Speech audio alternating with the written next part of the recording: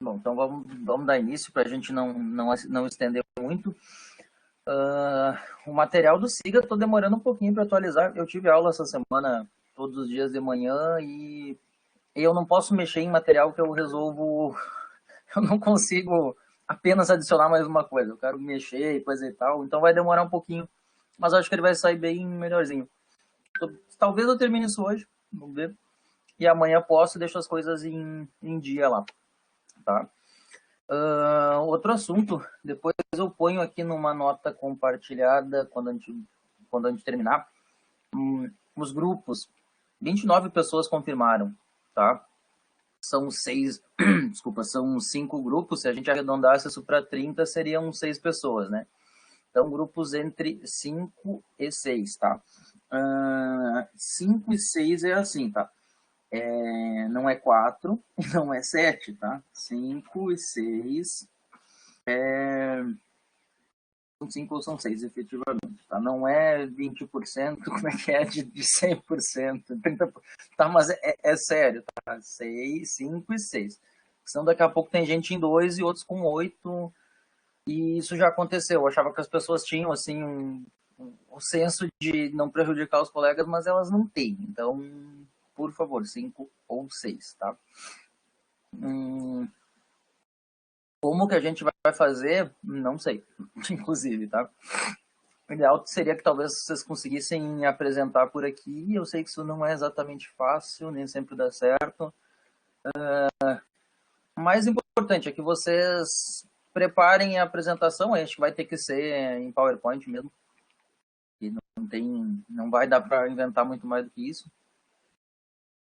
E sim, poderia ser por qualquer meio que vocês preferissem.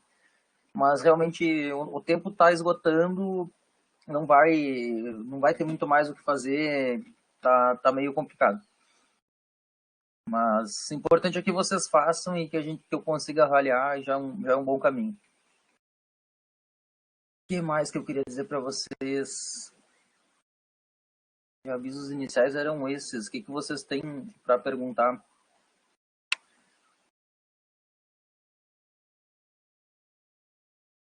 Pedro está perguntando.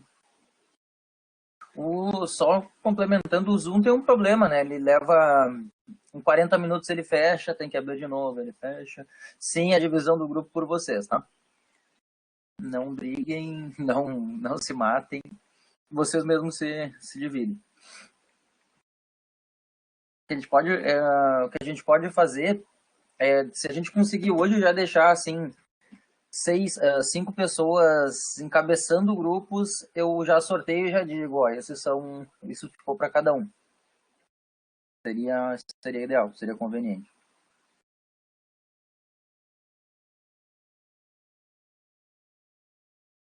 E também, às vezes tem gente que frequenta menos as aulas ou só uma disciplina, pode deixar, vai me dizendo assim, ó, não consegui, tá bem. Aí a gente conversa e pede que vocês, peço que o Felipe veja com vocês.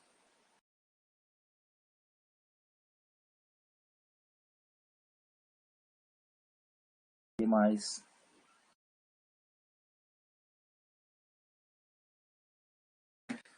Bom, o que a gente vai fazer nesse tempo? Acho que nesses 40 minutos mais, a ideia não é passar muito disso, deixa eu abrir aqui, o que a gente tinha de começo, só um pouquinho.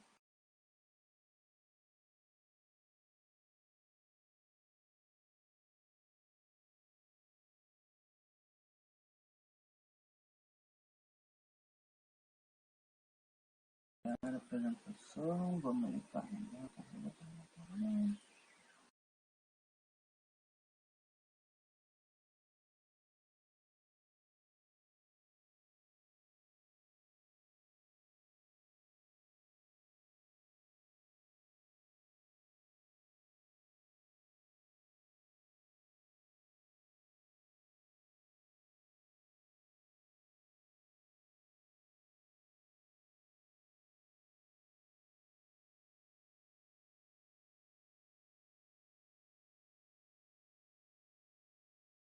Pera aí, deixa eu só carregar os arquivos aqui.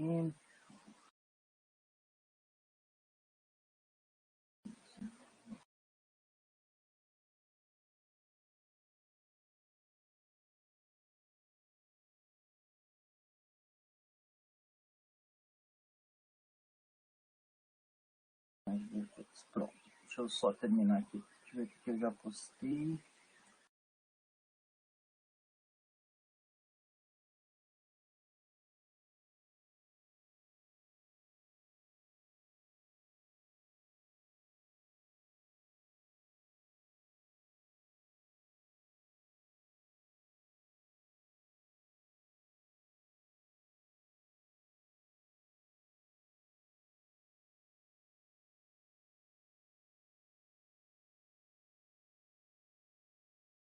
Falei nele, ele apareceu. Bom, gente, vamos lá. A ideia, o que a gente vai fazer hoje, por isso que eu peço mais tarde, é que a gente tire dúvidas. Então, perguntem e respondam. A ideia não é que eu responda, é que vocês respondam e vão tirando as dúvidas. Deixa eu... por que ele fez isso? Eu não entendi por que ele fez isso. Pera aí, gente. Não entendi. Ele vai ter que ser um por um, desculpem. Não funcionou meu negócio aqui. Vamos de novo. Não, esquece. Estou fazendo bobagem aqui, peraí.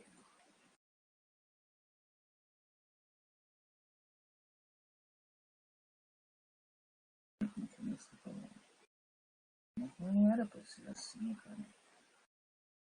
Ah, eu entendi. Eu que não fiz direito aqui, peraí. Ah, tá, já entendi. Eu tenho que pedir um por vez. Eu não sei usar as tecnologias. Vamos lá.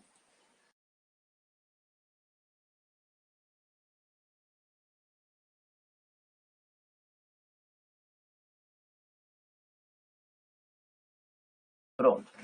Ah, então, vou pedir aí, quem que me responde ali, qual que era a definição de vinho? Abram os microfones para responder, sai mais rápido, senão vocês forem escrever, a gente vai demorar bastante tempo. A gente tem, tipo, 40 minutos para fazer isso. Tá, não vão responder, tudo bem. Fermentado de uva, tá? Isso é uma coisa que tem que ser bem clara pra gente, porque isso, sim, exatamente.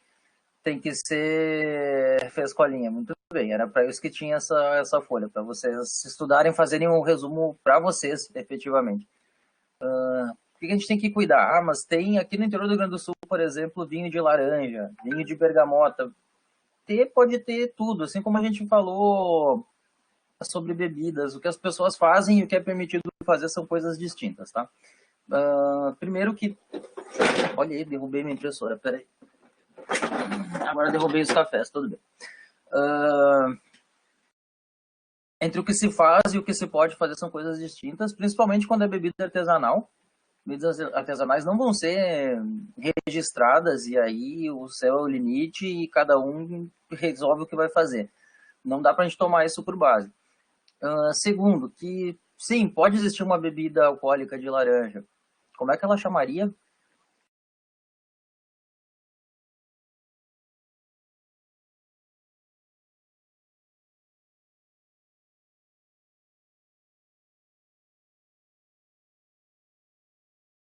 A Yurika ficou sem graça de responder.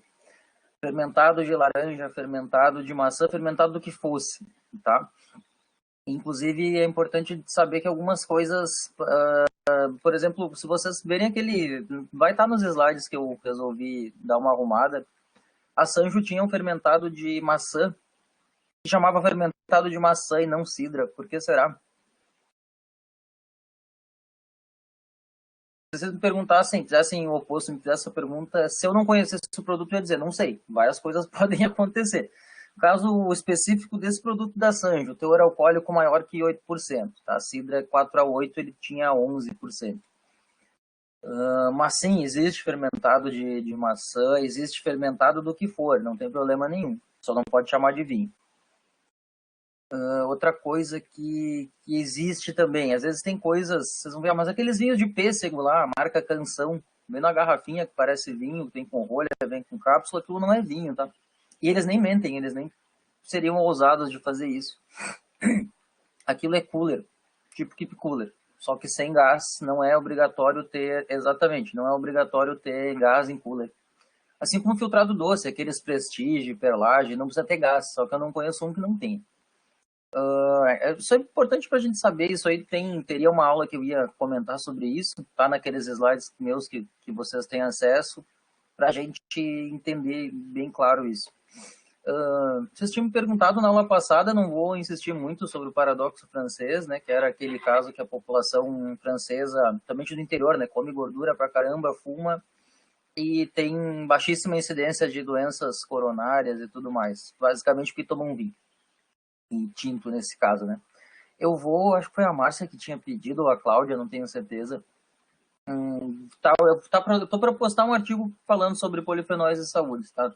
Amanhã é que eu evito ficar mexendo no Siga 30 vezes, eu prefiro fazer uma sessão, mexer no Siga, então eu preparo todos os materiais, deixo os vídeos todos editados e aí faço isso.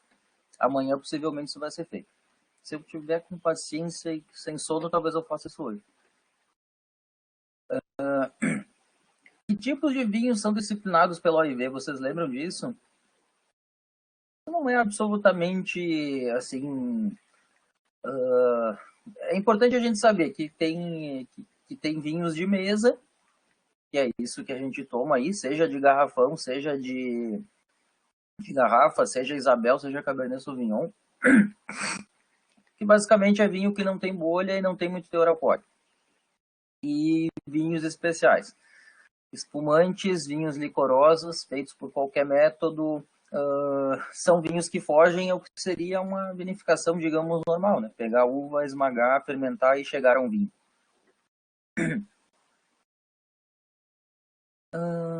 Quatro, a letra tá pequena, né? Tipo, se eu dou o zoom, funciona para vocês? Mas daí fica pequeno na tela. Eu acho, vou ajustar a largura. Muito bem, olha aí. Ó, eu aprendendo coisas novas aqui. Pronto, gostei.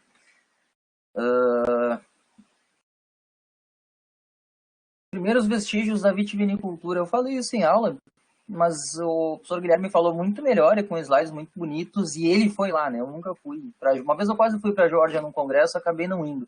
Já respondi, né? Geórgia, ali pelo Cáucaso, que é exatamente a tal da Eurásia, né? Onde a Ásia dá uma encontrada na Europa. De fato, os vestígios parecem ser os mais antigos encontrados são de lá. E eu mandei como brinde até aquela apresentação dele sobre vinhos da Geórgia, Armênia e coisas antiquíssimas, Argélia, porque isso é histórico efetivamente, tá? De fato, parece que tudo começou lá, embora que hoje não seja uma região extremamente grande, reputada e conhecida. Vamos ver aqui.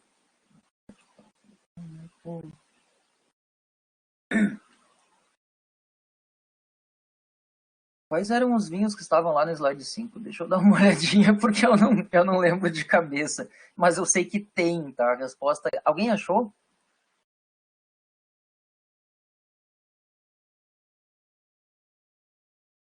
Não, se eu botar o slide cai, gente. Não dá muito certo. Pera aí.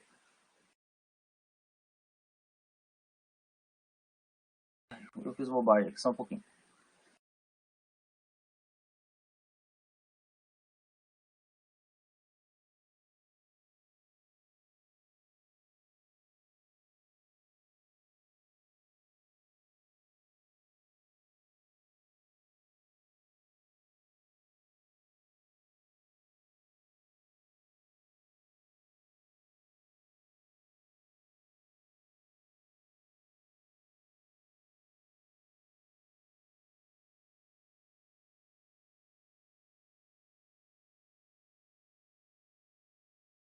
Como que o negócio tá abrindo aqui é meio lento.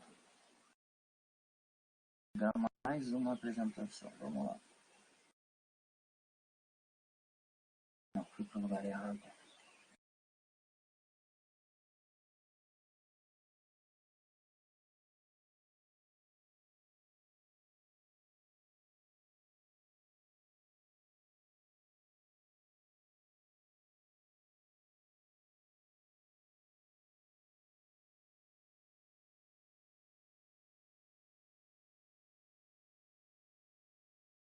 Pera aí, gente. Eu tô tentando abrir aqui.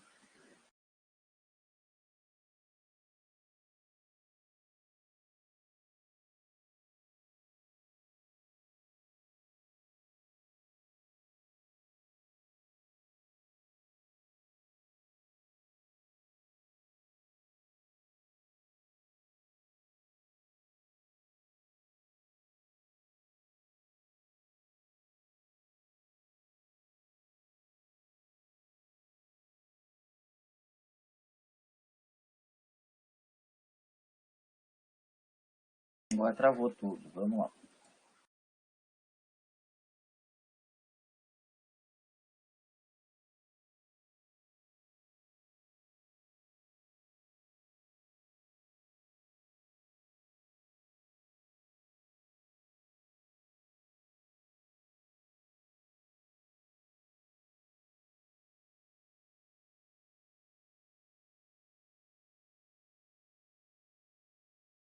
Tá, não vai dar certo. Vamos fazer o seguinte, vamos continuar, depois eu respondo para vocês. Tem um dos vinhos que tem aqui no Brasil. Olha, tá lento isso aqui do jeito que eu tô assim, tipo, ele travou aqui, não carrega isso aqui não, senão vai demorar muito tempo. Para, por favor.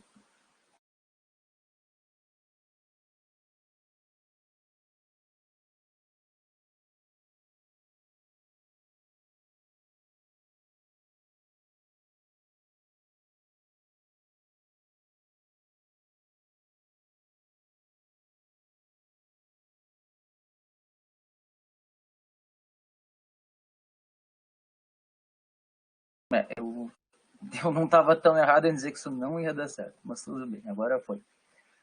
Depois eu respondo para vocês. Deixa eu só voltar, minha tela não tá, eu não sei o que vocês estão enxergando aí, a minha tá aqui no envio das apresentações, não estou enxergando, não consigo nem saber qual é a próxima, qual é a próxima pergunta. Eu acho que eu tenho aberto aqui, tenho aberto. Vamos continuando, senão a gente vai perder tempo. Depois eu respondo essa sim para vocês. Aliás, eu não vou responder ainda, já que vocês não fizeram. Boa ideia, ela vai ficar para mais adiante. Dei uma procurada que tem. Qual o material dos recipientes mais antigos para vinhos? Essa pergunta é interessante. Vocês identificaram? Eu não estou enxergando o chat, tá? A gente está carregando aqui ainda, eu não consigo. Acho que agora foi. Não, ainda não foi. Então, se alguém responder, por favor, responde no microfone, porque eu não escuto. Eu não enxergo.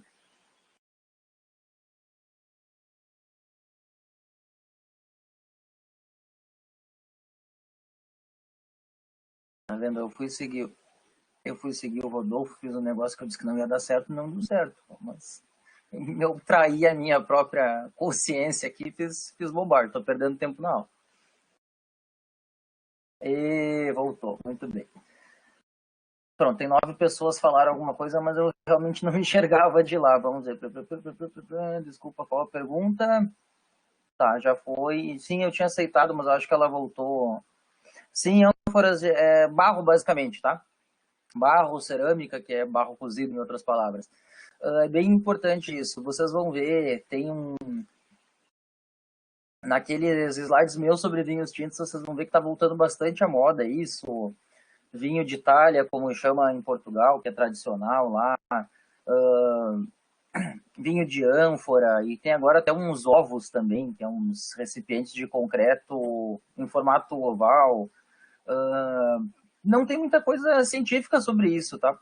Eram tradições e se fala que esse formato oval ajudaria a misturar melhor o vinho fermentando, misturaria mais as cascas no caso dos tintos, mas isso é de alguma forma observação empírica, tá?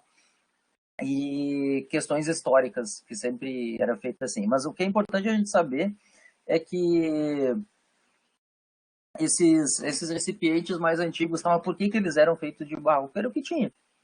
Aí vocês imaginem transportar um negócio de barro em navio, ia dizer, nem navio existia, era, enfim, barca, sei lá, e o que era, caravela, quebrava, né? Então, eles deixam de usar a cerâmica, o barro, ou não exatamente deixam, mas não usam como recipiente de transporte. Basicamente, aí é que surgem duas opções.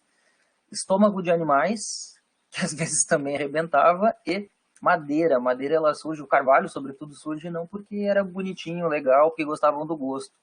Em alguma outra aula eu ia falar sobre isso, se estivéssemos em condições normais de temperatura e pressão, mas como não estamos, eu vou aproveitar para falar aqui. O recipiente de madeira ele não surge porque o gosto do recipiente surge depois do que a necessidade de usar ele. Ele não foi intencionalmente usado para dar gosto bom. A única coisa que eles procuravam, madeiras que fossem fáceis de trabalhar, porque eles não tinham serraria, eles tinham basicamente machados e serras manuais. Então a madeira tinha que ser boa de trabalhar, não podia quebrar, não podia vazar, e basicamente o que dava certo para isso era o carvalho. Minha porta abriu. Não sei aí, mas aqui tá uma ventania, um tempo de chuva, meio esquisito. Por isso que a madeira surge, na verdade a madeira não surge. E a gente olha assim, pô, mas a barrica é pesada, né? É difícil. Bom, gente, era o que tinha na época, não tinha coisa muito melhor. Fechar a porta. Mas o que se percebia é que os vinhos eram muito mais gostosos, ou diferentes ao menos, quando antes de entrar para a barrica e depois. E aí hoje a gente já sabe que tem diversos fenômenos aí, né? Passagem de taninos da madeira de boa qualidade,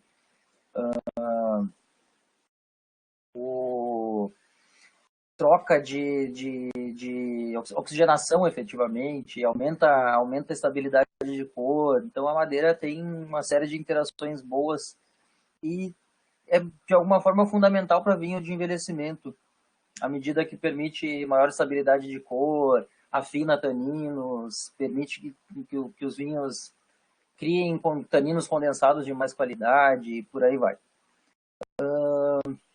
O que eram os simpósios? Alguém viu essa? O professor Guilherme em algum momento falou dos simpósios, ele até explicou um pouquinho o que era. Não, não vou responder, vou deixar, já que essa para pesquisar, vou deixar que vocês deem uma olhadinha nisso. Mas os simpósios eram interessantes, porque hoje a gente vê simpósio aí como, enfim, coisa de divulgação científica, mas na verdade simpósio era uma outra, era uma conotação parecida, mas tinha um temperinho que chamava vinho. Isso, isso, simpósios, não, é isso aí mesmo.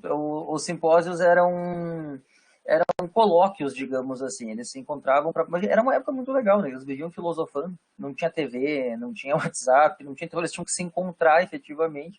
Eles eram, de alguma forma, mais sábios, não mais inteligentes, mas mais sábios do que hoje. Eles conversavam muito. Grande parte da filosofia surge dessa época, desse povo, e o simpósio era efetivamente uma conversa regada a vinhos. E o simposiarca, que era o cara que. E sim, que era o cara que presidia, digamos assim, era o que decidia como que iam acabar o simpósio, né? Se muito encharcados ou pouco encharcados, à medida que ele botava mais vinho, mais água ou menos água no vinho. Tem umas partes muito interessantes das histórias. O, os romanos, sobretudo, eram bem trogloditas, assim, né? Bem liberais em costumes. Bebiam pra caramba, comiam pra caramba. E por aí vai.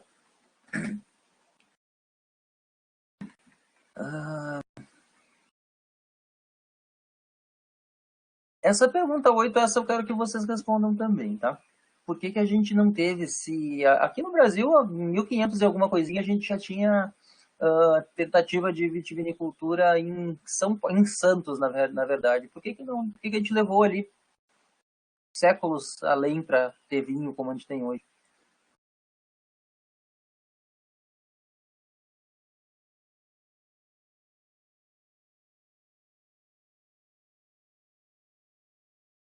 Travou tudo para todo mundo ou só para o Salomão? Múltiplos usuários estão falando. Acho que travou para todo mundo. Tá. Em que parte que travou, gente? Só me ajude um pouquinho.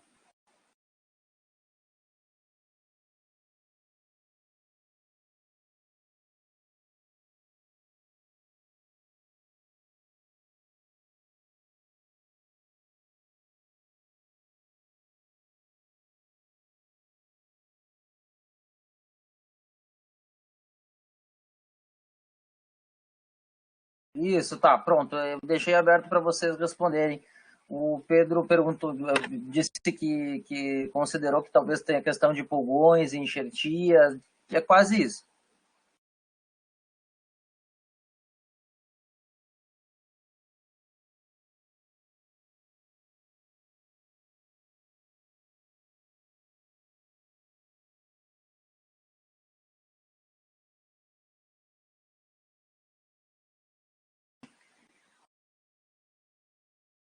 Hoje a gente tá meio... É aqui em casa que tá caindo pelo visto, que saco. Então, tem vários motivos, né? Primeiro que tentar produzir uma coisa e produzir efetivamente a outra. Sei lá, um explorador qualquer lá resolver vir uns galinhos e plantar e estabelecer isso como cultura efetivamente é diferente. Teve várias tentativas em vários lugares. Mas, de fato, porque a gente tinha um clima péssimo, porque a gente não tinha isso como meta, e teve um tempo que, inclusive, era proibido. A dona Maria Louca mandou não produzir vinho nas colônias para não disputar com a produção de Portugal, o que era relativamente sem sentido, mas teve um tempo que era proibido. Então, até a gente ter consumo basicamente nas épocas aí de colônia era trazido de fora, chegou a ser produzido alguma coisa aqui, mas basicamente vinha de fora, e basicamente eram os portugueses que tomavam, né? Não tinha, a galera do Brasil era tudo pobre, era tudo qualquer, era tudo peão deles. Quem não era escravo era peão, é mais ou menos isso. A gente vai ter interesse e massa de consumo mesmo ali no fim dos 800. Chegada de italianos, e a gente vai ter as primeiras coisas substanciais no Brasil em 1900 e alguma coisinha, 1910, sobretudo, tem já um cenário vinícola grande. Eu acho uma pena não ter tempo de falar algumas coisas sobre história, mas a gente tem o panorama que tem hoje. Tem um artigo do Risson, do Celito, da Embrapa, não sei se eu passei para vocês, deixa eu anotar aqui. Eu acho que sim, tá? Não, eu não passei. Deixa eu anotar para botar. Ele fala sobre isso, sobre os ciclos do vinho no Brasil. Não os muito antigos, mas esse ciclo que a gente tem aí desde a chegada dos italianos, que na verdade a gente teve... Quem é mais antiguinho, lembra aí de alguns outros nomes de vinhos. Eu não é nenhuma discriminação, mas eu não era nascido ainda. Lá por 70, a gente tinha várias outras empresas grandes produzindo. Piagentini, que fechou há alguns anos atrás, Moselle Piave, que era em Caxias, Brasileira de Vinhos e tudo mais. Eram outras empresas grandes, efetivamente. Hoje é Salton, Miolo, Valduga, Aurora, Garibaldi, antigamente eram outras. A gente tem crescimento efetivamente quando chega nessa estrutura mais ou menos como a que a gente tinha hoje. Basicamente é por isso que as coisas não davam certo. Que quando que despontou o cultivo aqui, efetivamente, no finzinho dos 800. Com enxertia praticamente desde sempre, né? Porque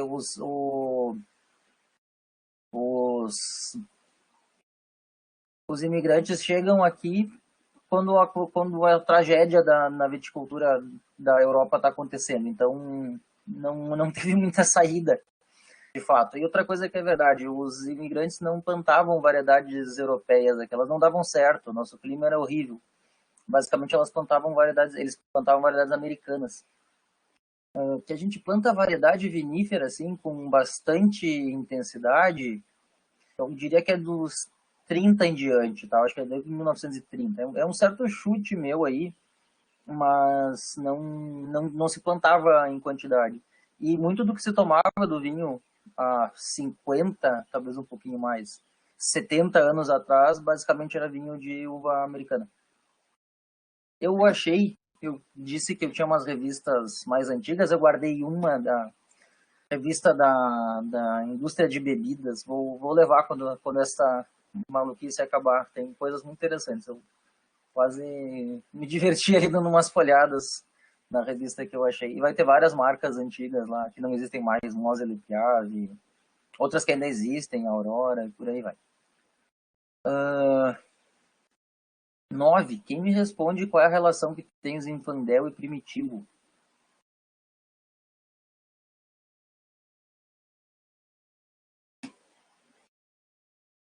Sim, Zinfandel é clone, tá? Não tem diversas teorias ruins pela internet aí sobre isso, que não são a mesma variedade, que não sei o que. São. vamos com calma, não é exatamente, é dizer que a mesma variedade talvez seja um pouquinho radical. Mas vocês lembram que a gente falou sobre clones, né? Mutações e clones. Efetivamente, o Zinfandel é um primitivo um pouquinho diferente.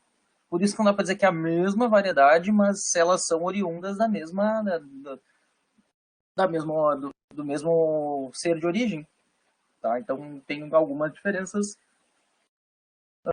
baixas, mas elas são em essência a mesma variedade. Igualzinho tem diferentes clones de Pinot Noir, igualzinho tem clone de Sangiovese e por aí vai.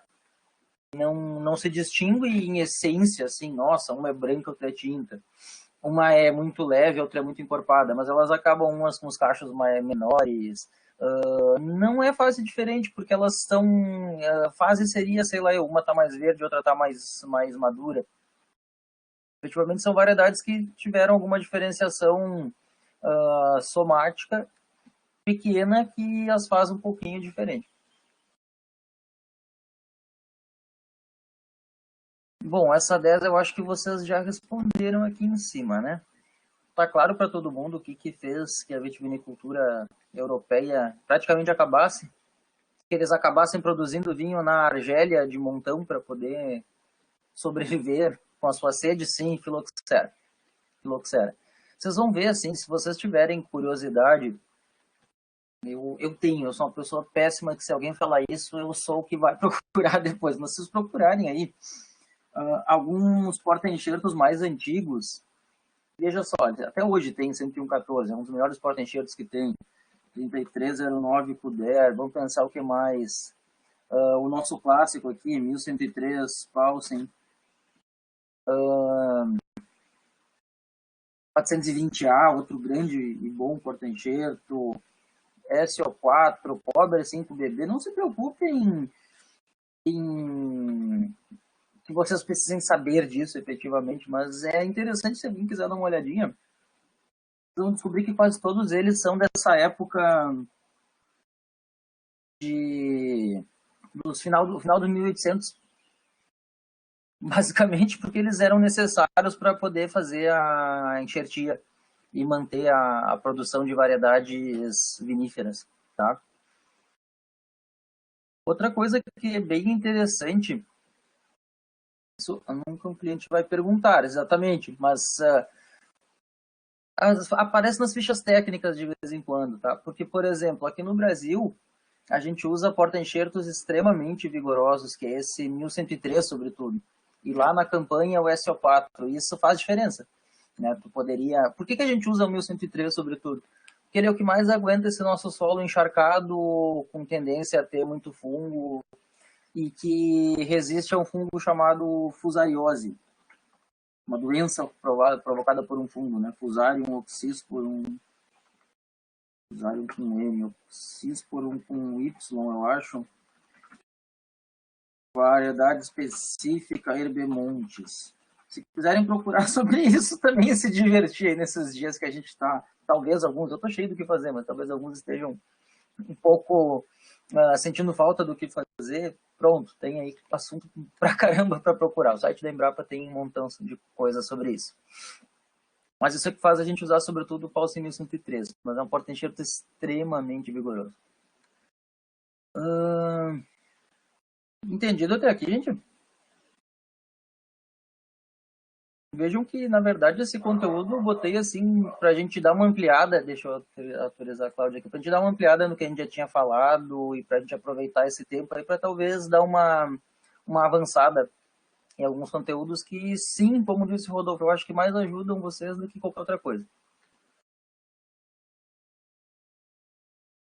E o julgamento de Paris semana passada a gente falou também, né? Foi aquela degustação que a revista Decanter, ou o editor da Decanter, que era o Steven Spurrier, resolveu fazer, pondo lado a lado às cegas vinhos franceses e californianos, especificamente, e trazendo franceses para também fazer o julgamento, e às cegas vários... Estão escutando?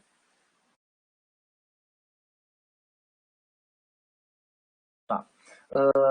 Vários preferiram os vinhos americanos. Eu não sou um grande fã de vinho americano, porque poucos são como esses aí são, tá? Importante dizer que ele fez uma seleção das coisas que se tinha de melhor lá. Mas não... o básico do vinho americano é bastante alcoólico, bastante entupido de madeira nova, que é esse vinho que a gente tem por aqui, de alguma forma como a gente faz no Brasil, no Chile, não me agradam muito. Mas efetivamente o que ele tinha era alguns vinhos à moda francesa feitos na Califórnia, num clima que é excelente, que fazia vinhos tão bons quanto os franceses. E aí isso aí ficou marcado na história, uma coisa extremamente recente, mas década de 70, mas foi muito significativo.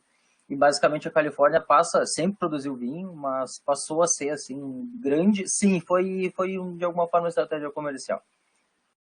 Vinho aqui, americano aqui, sim. A Wine traz muitos, eu acho os vinhos da Wine meio ruinzinhos.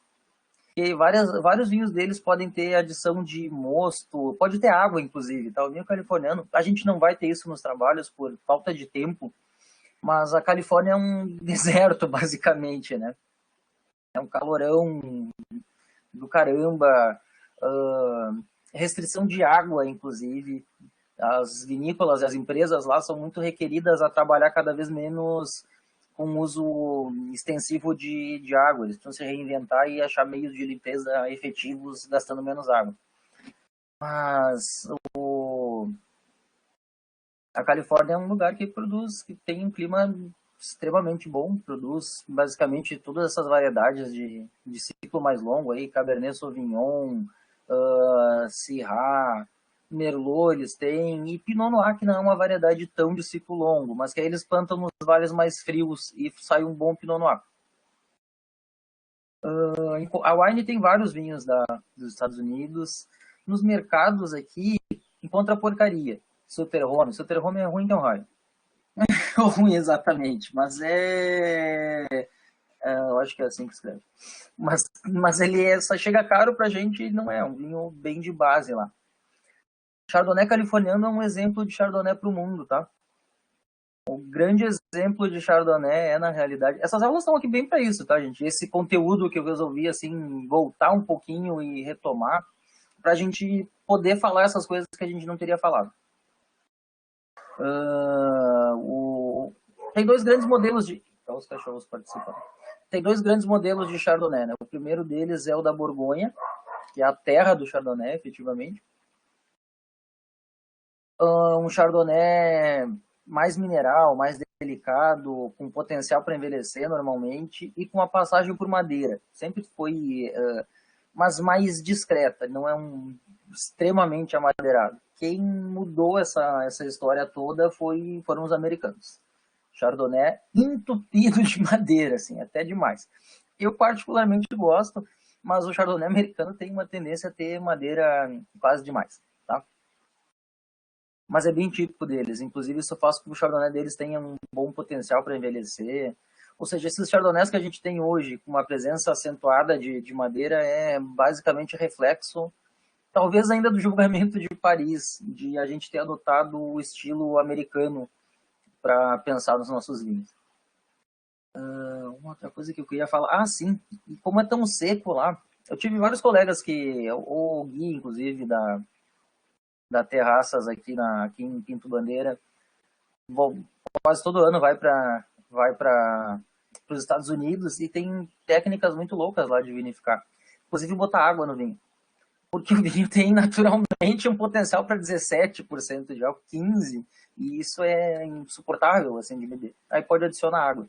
Pode adicionar mosto para corrigir. É bem interessante. Eles têm uma lei bem aberta. E coisas muito boas, tá? Embora eles tenham permissividade para fazer várias coisas meio mutretas, eles têm coisas muito boas. Eu deveria tomar mais vinhos americanos. Eles chegam pra gente meio caro e eu não sou tão fã do... Quer dizer, eu sei de vários americanos muito bons, mas eu tô falando de 300, 400 reais e aí já fica um pouquinho fora do meu orçamento. Posso passar adiante, gente? Ixi, são 10 para as 10 já. Cachorro entrou dentro de casa.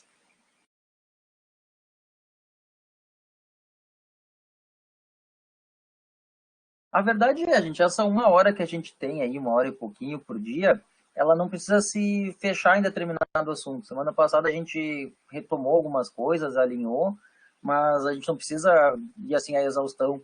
Que a gente pode ir falando isso, usar esses encontros para tirar as dúvidas, não para dizer, o assunto de hoje é esse. Tudo que eu fiz foi tentar deixar 3 horas, um assunto compatível com umas 3 horas, para que quem não pode ler em outro horário fazer isso. E aqui a gente tira algumas dúvidas. Tá, então acho que vamos corrigir mais um. Cadê?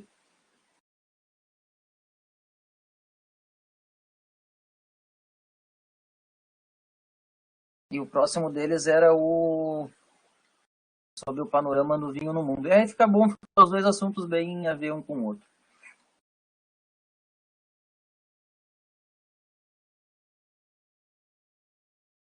Pronto.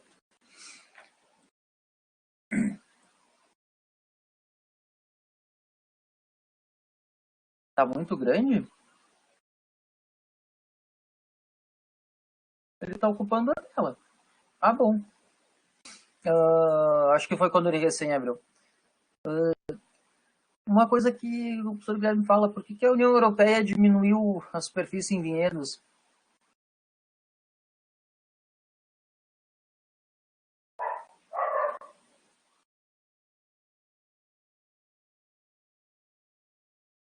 Silêncio constrangedor. Por alguns motivos, como diminuição de consumo, diminuição de subsídio para a produção de vinho, excesso de algumas gamas de vinho, tem muito vinho. Os grandes vinhos sempre tem colocação, né? O vinho médio nem sempre. E aí, muitas vezes tem notícia de excesso de vinho, e aí o que tem que fazer é diminuir a produção. Outra coisa, à medida que eles trocam vinhedos, eles acabam adotando alguns coeficientes de produção que produzem mais com boa qualidade, ou seja, tu não precisa de 10 hectares, talvez tu reduz para 8 e produza a mesma quantidade num patamar bom de qualidade. É mais ou menos isso que faz a Europa diminuir as suas superfícies de vinhedos. É importante dizer que tem um movimento no mundo de baixar a consumo de bebidas alcoólicas. Isso tem se cumprido, tá? A gente aqui parece que não viu ainda muito isso acontecer. Talvez com a lei seca viu diminuir um pouco, mas tem campanhas bem substanciais. Praticamente todas as empresas de bebidas têm um site ali falando sobre consumo responsável, vinho em moderação, bebida em moderação e por aí vai. As perguntas 2, 3 e 4. Eu botei elas para a gente discutir depois a seguinte questão. 5 e 6 também. Não, 6 é sempre a mesma. 6 não muda a resposta. 5 muda de vez em quando. Mas de fato, assim, o que eu acho que importa esses dados é que eles são dinâmicos, né? Eles são defasados, isso é um problema da estatística desse tipo de dado, a gente sempre... É igualzinho agora, a gente vai descobrir qual foi o efeito do coronavírus quando esse negócio diminuir. A gente vai descobrir quanto que diminuiu de produção de vinho esse ano, no ano que vem, ou assim que a gente ir terminando essa safra e processando. A estatística das coisas que acontecem, ela é sempre um pouquinho atrasada. Então, nem sempre ela reflete exatamente o que já está acontecendo na ponta. Segundo, ela varia muito. Tá? Um ano que, para vários países com produções muito parecidas, um ano acaba sendo pior lá, da quebra de produção, deixou de ser o maior produtor. Algum ano dá alguma recessão econômica, deixa de ser o maior consumidor. Cria algum incentivo governamental para mudança de cultivos, para, por exemplo, incentivar cultivo de coisas para comer, tipo trigo, pode mudar essas estatísticas. Quem pegar Portugal vai ver que, provavelmente vai ver isso, né, que o Salazar, que era o ditador português, praticamente aniquilou com uma região, não direi qual, deixarei o grupo responder, porque resolveu que tinha que produzir ali era cereais. Então, essas políticas acabam fazendo, e esses fenômenos naturais acabam fazendo com que essas estatísticas diminuam e modifiquem ano a ano, tá? Mas o que importa desse mix de perguntas? Os maiores produtores sempre são França, Itália e Espanha. Perto da gente, o que mais chega perto é Argentina e Chile. A Argentina é um grande consumidor de vinhos e, fundamentalmente, isso se dá porque eles têm um percentual de população de origem italiana muito grande. Daí vocês vão dizer, mas por que isso não acontece no Brasil? Basicamente, todo mundo que trouxe o vinho para o Brasil era italiano. Quem trouxe o vinho para o Brasil era italiano, mas está no Rio Grande do Sul, está em Santa Catarina de vez em quando e está lá no café em São Paulo, Espírito Santo. Esses lugares efetivamente têm um consumo muito maior. A gente sempre comenta aqui. E outra coisa, esse pessoal toma muito vinho que eles próprios fazem.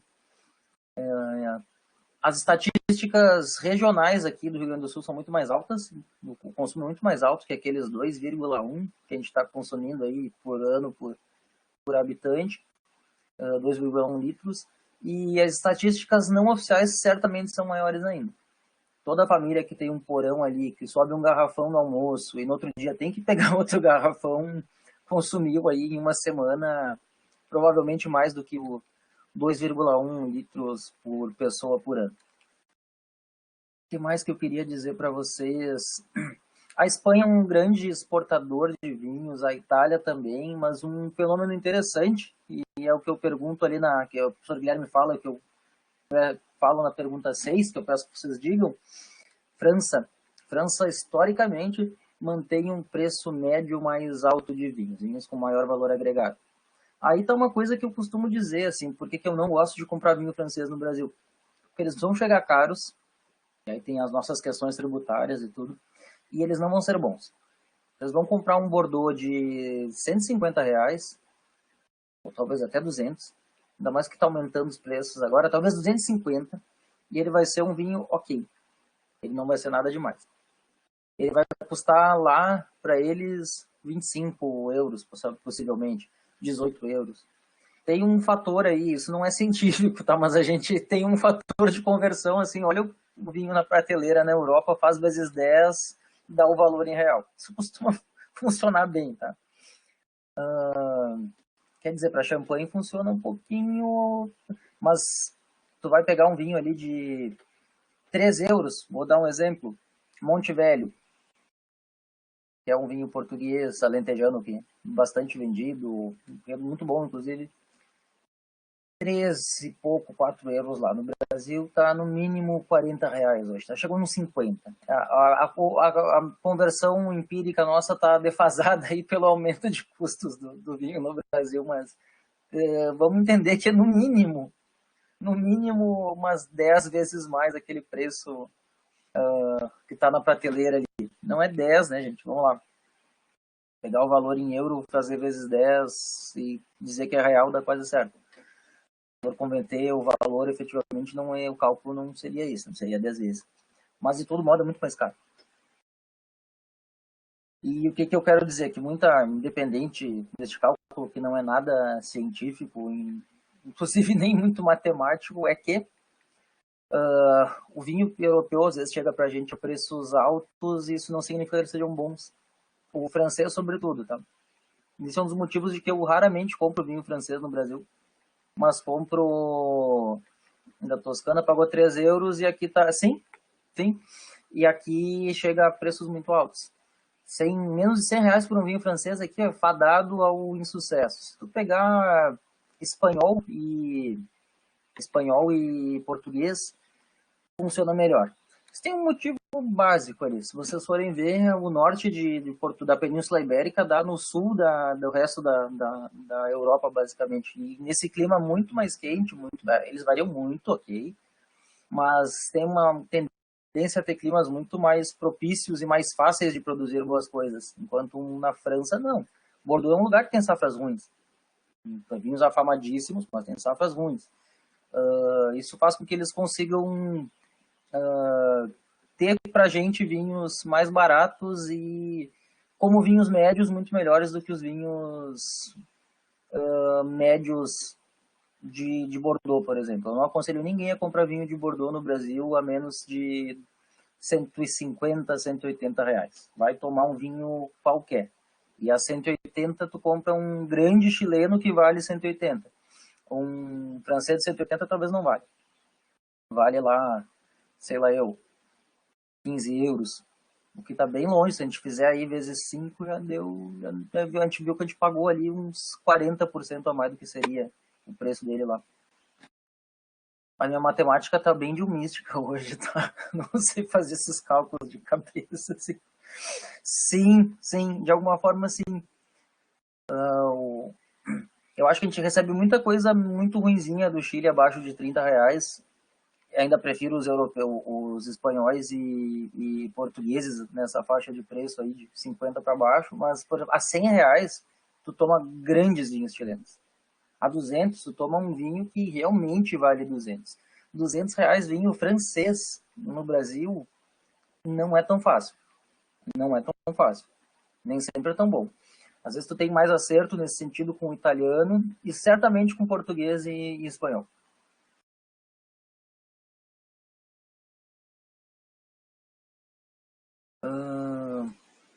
Mas mais ou menos o que eu queria dizer sobre essa parte assim de estatísticas, isso é para a gente pensar e saber quem toma e quem acaba modificando o mercado de vinhos no mundo.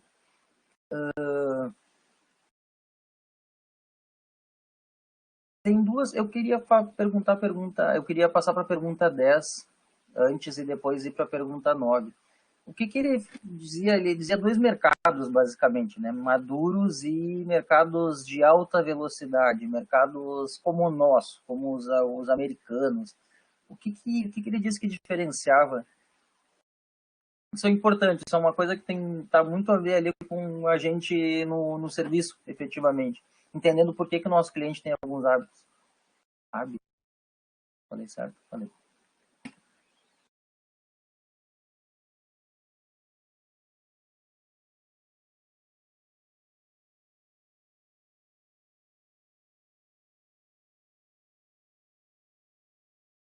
Sim, uma das coisas é essa. A gente costuma, os mercados, os novos mercados, os mercados que o professor chama de alta velocidade, sim, são mercados que eles procuram vinhos para ser consumidos mais jovens, fato. Outras características, bastante influenciados pelo American Way of Wine, aí, então vinhos de muita potência, muita cor, muita estrutura, muita madeira, e, no entanto, não necessariamente para ser envelhecido, para ser bebido assim. As pessoas acabam gostando de uns vinhos que eu acho duros de tomar. Mas é uma forma, é uma diferença mais clara assim, entre mercados europeus e mercados do Novo Mundo. E outra coisa que é interessante, os consumidores mais tradicionais, desses mercados mais maduros, eles não são tão abertos assim a ficar experimentando coisa nova. Eles são mais conservadores nesse sentido. Eles tomam as mesmas coisas já garantidas. O consumidor do novo mundo, ele quer coisas novas. Ele quer todo dia provar alguma coisa diferente. Isso é uma vantagem para a gente. Talvez seja uma das poucas vantagens disputando com um produtor europeu, por exemplo. À medida que a gente tem como ter o apelo de oferecer vinhos diferentes. E que para esses mercados novos funciona. A gente aqui está super aberto a tomar um monte de coisa, o chinês está super aberto a experimentar coisa, o japonês, o europeu não. O europeu toma seus vinhos de sempre. Uh, vou voltar para a pergunta 9. O que o professor Guilherme diz que ocasiona a mudança do consumidor? Assim, porque o consumidor está, seja qual for de qualquer desses mercados, evoluindo para tomar menos vinho de quantidade, vinhos de a granel, inclusive, garrafão, para tomar vinhos mais diferenciados.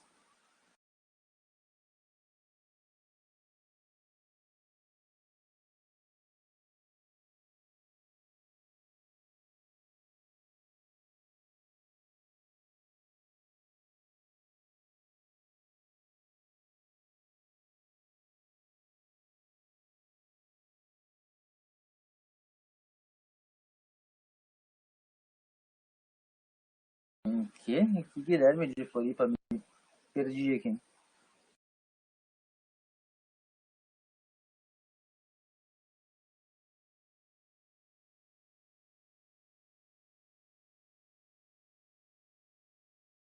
Me perdi. Piada interna, possivelmente, eu não entendi. Mas basicamente, o Guilherme falava que a questão que as pessoas têm mais interesse pelo vinho hoje, e isso é importante, porque às vezes as pessoas acham que eu pego muito no pé, assim, mas ele dá muita coisa, ele quer que sim, gente, vocês vão ser requeridos a irem muito mais além do que a gente vai falar em aula, por exemplo, tá? O consumidor hoje, ele se informa. De um jeito torto, de vez em quando, por exemplo, quando tu cai em blog é uma desgraça, né, porque tu acaba aprendendo coisa que não é bem verdade. Eu participo de uns grupos de vinho aí que eu só observo, porque eu não perco meu tempo sagrado respondendo pra gente que tem certeza de coisas que não sabe o que tá falando. Mas, de fato, sim, eu não gosto mesmo. De fato, o consumidor está se informando. E hoje ele consegue fazer isso de modo bom ou modo ruim. Ele tem acesso ali usando um negócio que começa com G, termina com um e tem O no meio. E a gente consegue muito facilmente descobrir algumas coisas, se informar. Uh, outra coisa que é verdade, os novos mercados aí, todos eles, assim foi com o Brasil. O Brasil estava... Sim, Rodolfo, isso é uma tendência, de fato. E começar a tomar vinho de 20, daqui a pouco não. Eu tô, infelizmente, tô num estágio que eu não me agrado mais para vinho de menos de 100 reais. Eu tenho que já ter tomado uns vários de 200 aí. A gente aprimora. Tem um cara aí acho que é Nova Acrópole, não sei, desses negócios que eu não gosto muito, mas que tem uma frase que eu acho interessante, né? Que a evolução é a apuração do gosto. Sim, sem dúvidas. A gente vai melhorando e é irreversível. Aí o problema acaba sendo só a gente é obrigado algumas vezes a retroceder por questões financeiras. Porque à medida que tu vai descobrindo que é bom, é igual ao conhecimento, né? Quando você chega num conhecimento maior, você não perde aquilo. Quando você chega num nível de vinhos e bebidas, no geral, melhor, você não perde o gosto por elas, mas às vezes o dinheiro não te permite provar elas. Daí a gente tem que ter amigos ricos. Por isso que eu aceito amizades sinceras. Aí quem quiser me apresentar, eu sou uma pessoa agradável, gentil, e às vezes leva uns vinhos bons, inclusive. Bom, mas voltando ao caso, mas é mais ou menos isso, tá? E, assim, a sala tá meio dormindo, não sei bem o que aconteceu. Mas por isso que é ruim de não ter a câmera, porque a gente não entende o que tá acontecendo. Mas de fato tá? A gente, basicamente o que faz hoje, a gente ter o consumidor de qualquer lugar, tá melhor e tá consumindo coisas melhores e tá mais curioso, é ele ter conhecimento. E eles vão pedir que vocês saibam essas coisas. Outra coisa que é verdade, inclusive o Brasil estava numa ascendente, aí deu uma piorada, mas o Brasil estava numa ascendente de crescimento de padrão de vida. Diminuindo pobreza, a classe média subindo, aumentando a classe média e efetivamente aumentando o poder de compra. Isso é muito comum, é comum para praticamente todos esses países mais novos. Mercados emergentes aí, China, sobretudo. China está com uma classe média estrondosa. E, pô, tudo, por menor que sejam as coisas na China, numa população daquele tamanho, tudo é muito grande, né? Ou seja, esses mercados estão com vontade de pôr dinheiro em vinhos mais legais. Isso faz com que a gente esteja mudando o perfil de vinhos que se vende aí.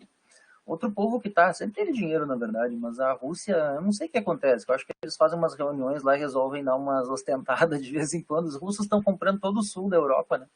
Já que tem aquele país horrivelmente frio, eles estão com várias casas de inverno aí no sul da Europa e estão comprando vinho adoidado, inclusive comprando vinícolas.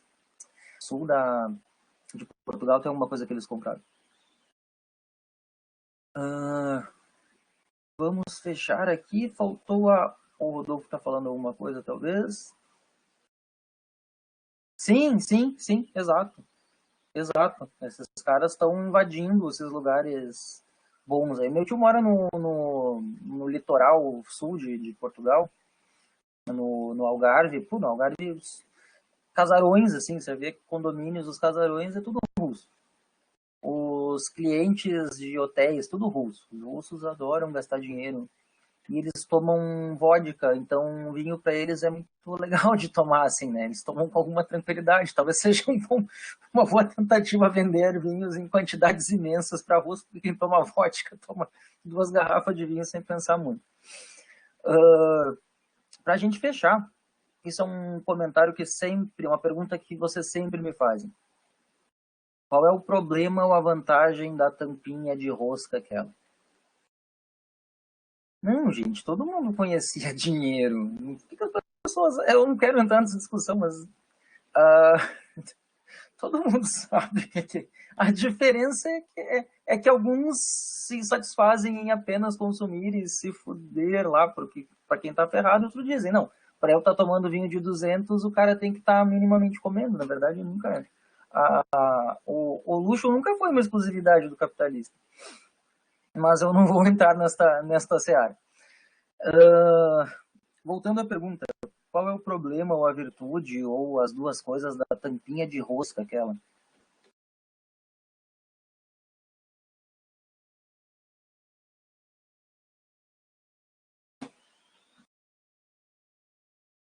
Spill cap, aquela tampa que parece tampa de azeite.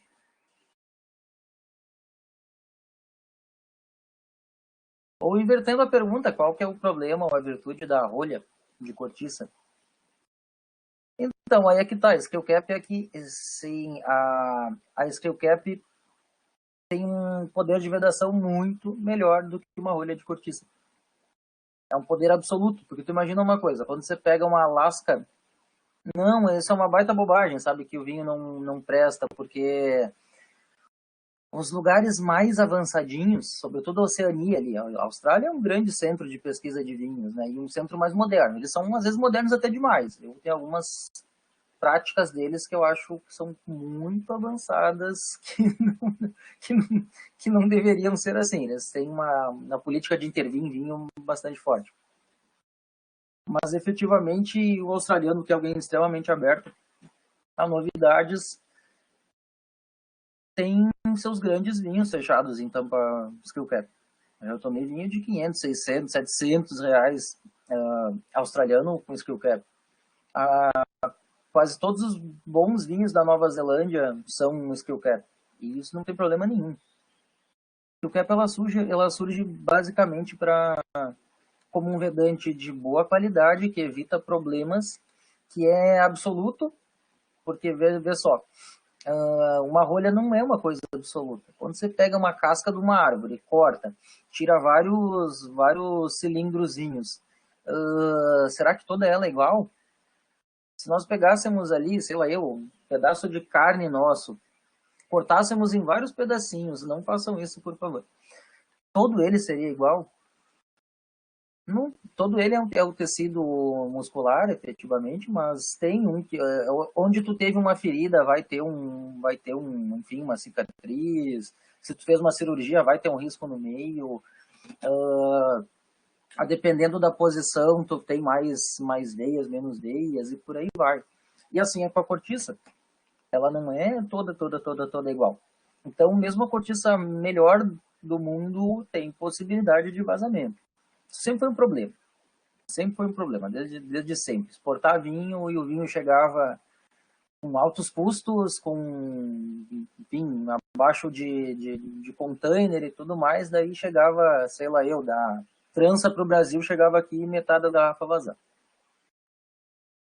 É claro que é um custo que não tem nem como contornar. Segundo, o problema do TCA. E o TCA, o professor Guilherme fala que não precisa ser necessariamente da rolha, né? Ele pode ser desencadeado por contaminações na vinícola. Mas existe essa possibilidade de ter o gosto de rolha, aquele defeito cheiro de mofo. As cortiças não são eternas, tá? E nem são infindáveis. E demoram anos, né? A gente tem ali 25 anos para tu tirar a primeira casca e botar fora. Botar fora não, né? Virar aqueles quadrinhos para grudar aviso. E depois disso, de 15 em 15, se eu não estou enganado, tu pode ir tirando. E é claro, e são árvores imensas, isso aí tu requer hectares mais hectares parados para fazer rolha. somente para isso.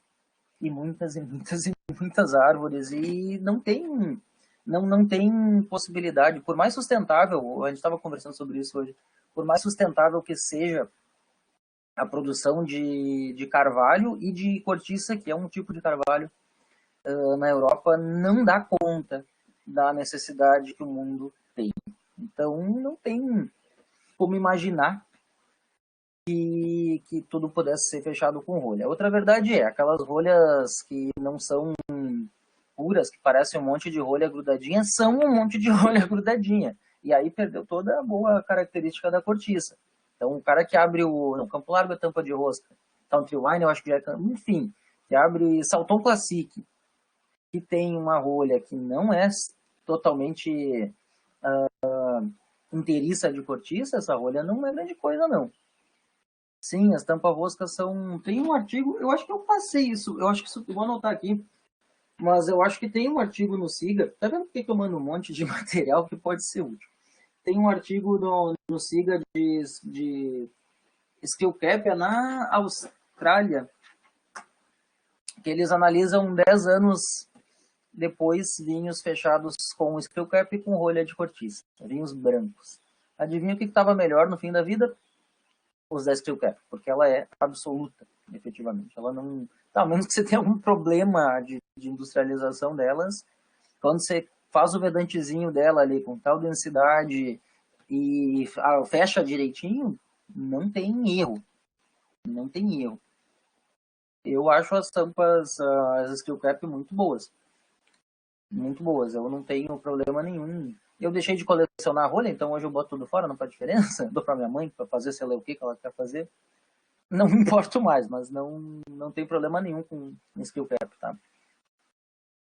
E a gente tem que entender isso, que as rolhas de cortiça não são todas, aquelas que são aglomeradas não são boas, são piores que rolha sintética, inclusive. E as rolhas sintéticas, aquelas duras, podem ser muito ruins, as flexíveis podem ser muito boas, tá? Tem as duas possibilidades. Eu não tenho aqui como mostrar para vocês, lá no campus eu tenho uma coleçãozinha de rolhas. Quando a gente voltar à vida normal, me lembrem de mostrar para vocês e comentar rapidinho de novo. Olha, isso é uma rolha sintética boa, isso é uma rolha sintética ruim, isso é uma rolha aglomerada, isso é uma rolha efetivamente de melhor qualidade. Mas a verdade é, as tampinhas são muito boas. Facilitam, baixam preço. Sim, aquelas bombinhas de vácuo funcionam, tá? Ela tira, como ela tira, esvazia o ar que tem ali, tu tem menos possibilidade de oxidação do vinho. Funciona. Eu não tenho muita paciência para usar elas, até porque normalmente meu vinho não dura assim, mais que uns 2, 3 dias. Se eu vejo que ele vai... Quando a gente falar sobre decantação, a gente vai descobrir que eu e mais alguns não são muito fãs de decantação, mas que se eu vejo que o vinho não parece que vai se modificar enormemente, eu nem me estresso fechando o vinho. Eu sei que em 3 dias eu estou acabando com ele. Agora, se eu vou viajar, por exemplo, e tem um vinho pela metade, eu vou usar a bombinha de vácuo. Uma coisa importante, é bom retocar o vácuo dela de vez em quando, tá?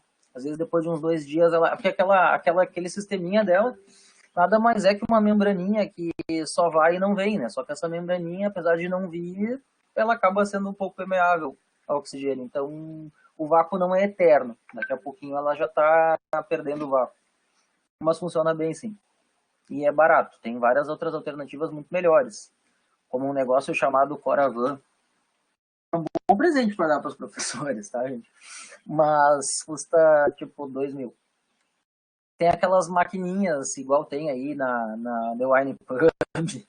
É muito legal. Você que na sala, assim, 4 grandes vinhos, poder tomar uma tacinha de cada. Eu nem me disciplinar, mas em todo caso, poder tomar um vinho e deixar vários meses aberto, inclusive. Mas é caro. As alternativas não são lá muito gloriosas, digamos assim.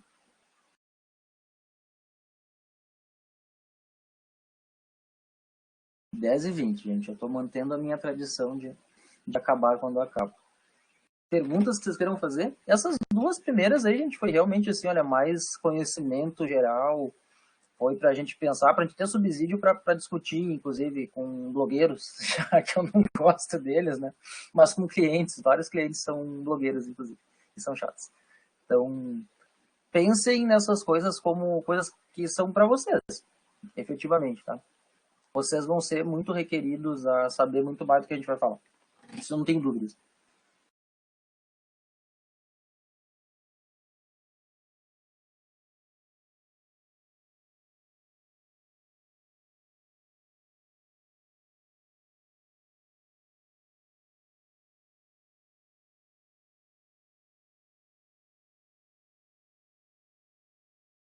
Sim, sim, é importante saber falar sobre isso. Vocês vão ver assim que eu insisti em defeitos, que é o que a gente vai falar na semana que vem.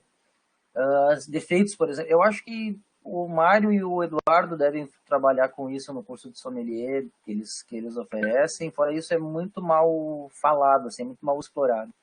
Eu já vi um cara que eu gosto bastante, o Paulo Bramer, que é um da... Como é que chama lá a empresa? Esqueci. Mas que é quem faz quem representa a W7 aqui, a W7 é uma coisa super confiável e importante. Eu já vi ele falando coisas sobre defeitos que não eram bem verdade. Eu acho que é importante conhecer bem defeito, dar subsídio para vocês atuarem melhor. No mais, gente, eu dei uma editadinha e vou pôr as aulas do professor Guilherme sobre vinhos brancos e sobre vinhos tintos. Devo estar fazendo isso aí amanhã. E a gente segue fazendo desse jeito. A gente dá uma conversadinha no fim, 9 horas a gente se encontra e vai pondo os assuntos em dia. Mas deem uma lida, tá? Aproveitem. Não precisa ser assim todo o tempo que vocês estiverem em casa por obrigação, mas aquelas 4 horas, talvez.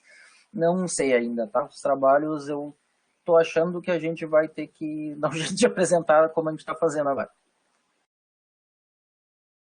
E agora eu preciso que vocês tenham uma apresentação em PowerPoint para as pessoas poderem ver, tá? Se fosse lá, não precisava ter nada. Se resolvesse, uma vez, uma das melhores apresentações que teve foi um aluno com um papelzinho na mão, assim. Ele sabia tudo que ele estava falando. Não, eles devem se reunir na terça que vem, pera, hoje é quinta, né? Na terça que vem eles devem se reunir. As datas, em princípio, vão seguir aquelas do cronograma, tá? Daqui a 2 semanas tem o primeiro. O tempo ficou bem curto, eu não gostei disso, mas foi a desgraça que a gente acabou parando aí. Eu não, só para deixar, não pode postergar um pouco, eu acho, não vai suspender o semestre, essa altura, do jeito que tá, não vai. E eu acho que eu prefiro acabar fazendo vocês sobrecarregar um pouquinho agora por causa desses trabalhos, mas ter a possibilidade de a gente voltar e ter aulas livres para fazer as coisas que a gente não fez. Por isso que em outras condições eu diria, tá bom, vamos postergar um pouquinho. Não, eu acho que é torcer que a gente tenha só mais um mês parado, só mais um, né? Eu já tô ficando. Antes eu achava 15 muito, agora eu já tô, se fechar 60 dias de afastamento, eu já tô achando, ok, pode ser que essas coisas se alonguem um pouquinho, tá? Então eu acho que é melhor a gente manter assim e tentar juntar os cacos lá no fim e ver o que a gente faz. Lembrem-se, só para aproveitar, assim, lembrem-se, gente, assim, olha, não é um negócio quilométrico, tá? Tem muito assunto? Tem.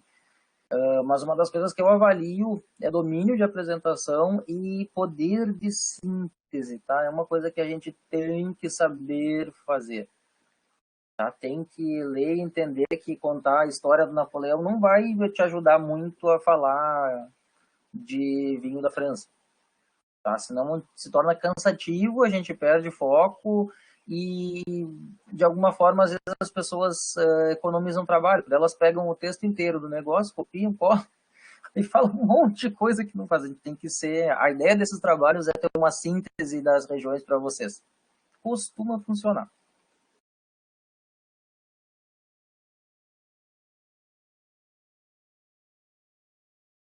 Em princípio, só se a gente mudar um pouquinho. Não, não dá tempo. Só se a gente mudar um pouco, mas em princípio vai ser dentro daquelas datas. Por isso que tem um mês e uma semana que a gente fica nas apresentações. As pessoas costumam achar que não é uma coisa importante, não é bem importante. E costumam não prestar atenção. Daí depois tomam um chumbo e na hora da prova vai ter questões sobre as regiões. É aula, igualzinho. Eu não limito tempo, tá? Eu prefiro que vocês não passem de umas 2 horas, porque assim, ou 3 talvez, porque eu vou parar 1 milhão de vezes para comentar coisa. Vocês vão acabar e eu vou falar mais alguma coisa. E na condição normal, a gente começa apresentando o trabalho, dá um intervalo possivelmente, volta, fala mais alguma coisa e desce e faz a degustação. Então, eu não limito tempo.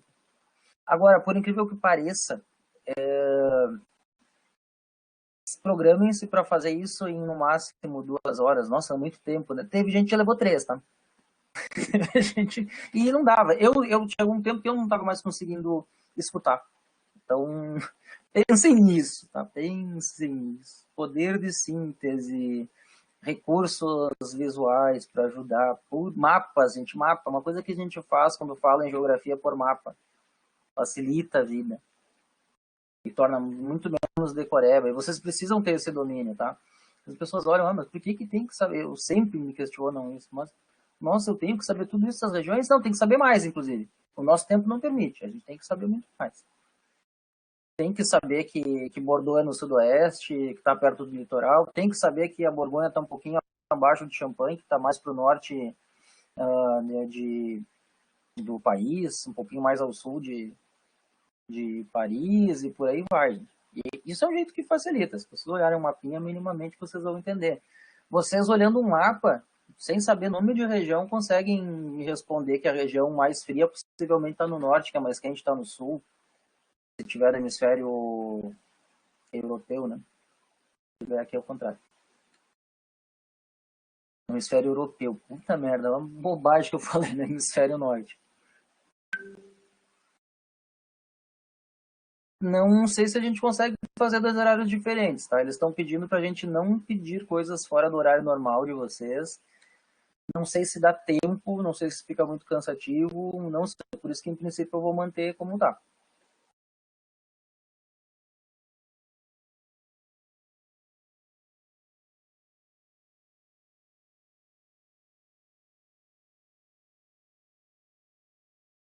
Uma coisa é verdade, assunto nunca é demais, né? Olha que a gente já é 10h30, eu achei que a gente ia levar 40 minutos, a gente já tá em 80.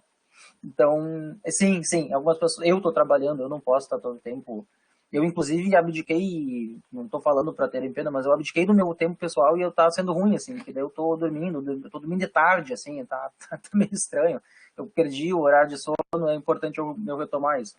A gente precisa manter uma rotina normal, sem dúvidas. Não sei, sinceramente, não sei. Mas talvez, vamos conversando sobre isso. Mas em princípio tem tempo para tudo. Não tem por que a gente correr ainda. E outra, a gente não sabe quais são os próximos episódios, né? Então, a gente está trabalhando, eu vou pôr coisa para você para mais 2 semanas.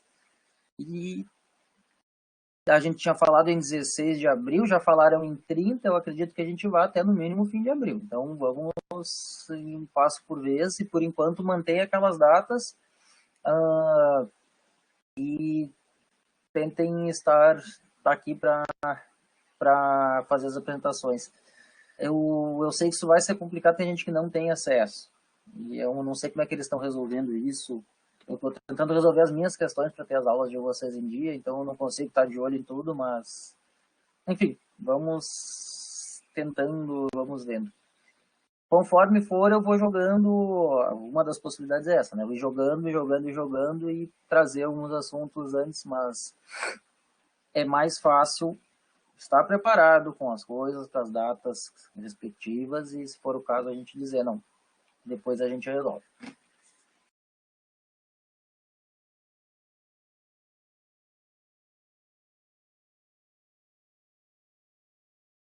É, que saco. Não, e esse é o tipo de pergunta que eu não tenho resposta, tá? Até porque eles dão problema pra gente de vez em quando também, tá? Siga, tá? Isso, vocês já entenderam tudo. Siga é uma merda, pronto. Já podem pegar o diploma porque já entenderam que o SIGA não presta. E que custou R$500 mil, um negócio assim. Aí quando vocês... Não posso falar isso. Se eu falar uma coisa, ficar gravado aqui não é uma boa ideia. Tá, vocês já falaram com a coordenação? É outra coisa que eu também não posso muito resolver. Vou dizer, até que quando eu era coordenador eu tinha dificuldade de resolver, né? Porque...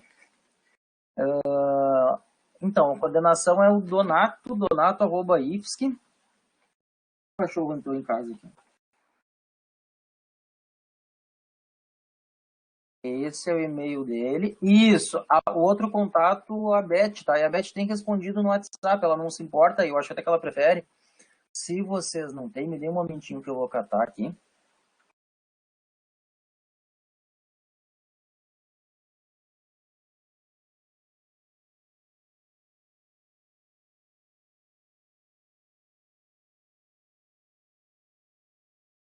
Mas eu não longe de eu ficar querendo botar lenha na fogueira, mas é importante que eles relatem os problemas que tenham, até para a gente conseguir fazer um balanço depois de como é que foi esse período, tá?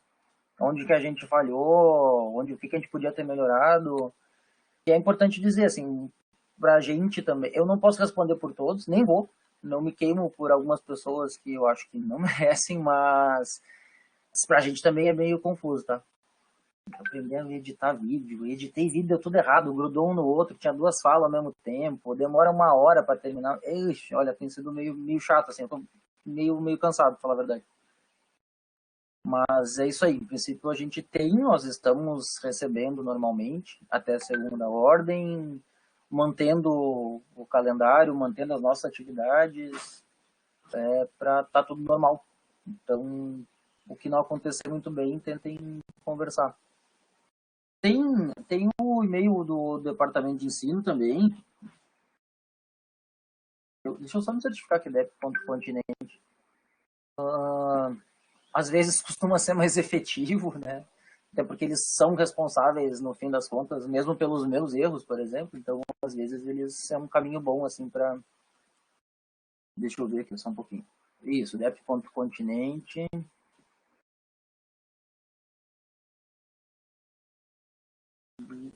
.br.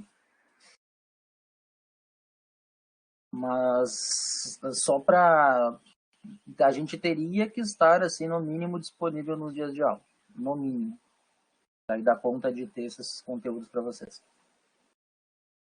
10h33, passamos 3 minutos, tá mantendo a nossa tradição.